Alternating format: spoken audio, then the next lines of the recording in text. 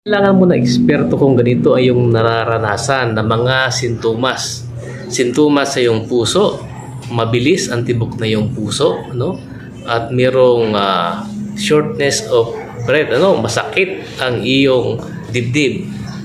Sa baga mo naman ay parang ikaw ay talaga namang bumibilis ang paghinga. At minsan hindi mabilis na paghinga, kundi mahirap huminga. Nahirapan kang huminga. Pangatlo, ang iyong tiyan ay parang laging kinakabag at parang masama ang pakiramdam mo sa iyong tiyan. Pakiramdam mo, hindi ka natutunawan. At parang ikaw ay laging nahihilo, para ikay gustong masuka, masakit ang iyong ulo.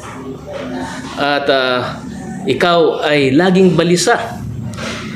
Hindi ka mapakali, hindi ka rin makatulog, At kapag mayroong dumarating na problema, ikay nagpapanik, Ang iyong nararanasan ay tinatawag na anxiety. At dahil ikaw ay may anxiety, kinakailangan mo ng isang eksperto para maging kalmado ang iyong kaisipan.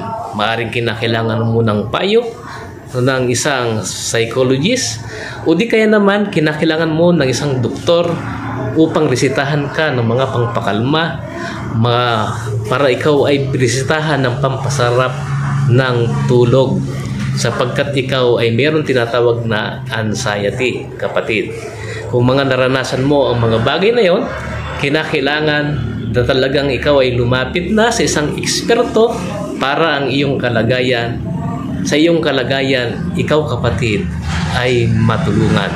Ako po si Ambrosio Vito, isa pong certified naturopathic practitioner na nagbibigay sa inyo ng isang pagbati na sana kayo ay nasa mabuting kalagayan at ang pagpapala ng Panginoon ay masagana sa inyong lahat.